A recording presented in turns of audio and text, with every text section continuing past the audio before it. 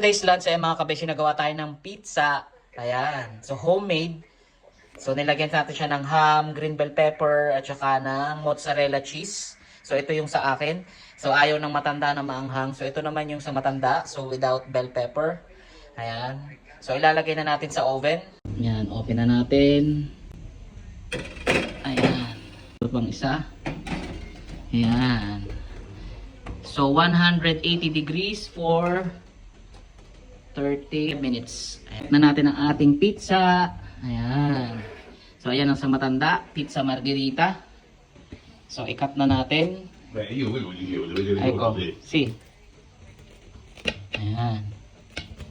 Vedi quello, si taglia bene, vero? Sì, aia, fa caldo, aspetta.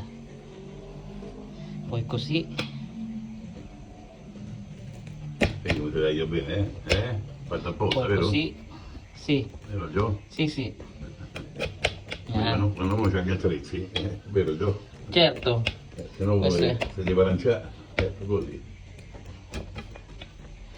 Eccola la pizza Io margherita. Scopino. Eccolo qua, la pizza tua, fatta in casa Buon appetito Grazie altrettanto, perché ne sono Buon appetito. Naman ang ating pizza. Ayan. Cut din natin siya.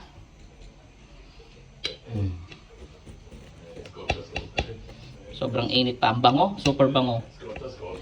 Oh. So, imbis na bumili tayo sa labas, ayan, nagawa na lang tayo dito sa bahay. Kaya naman natin gumawa. Masarap na. Mura pa. Marami pa. Ayan. So, kaya na po tayo.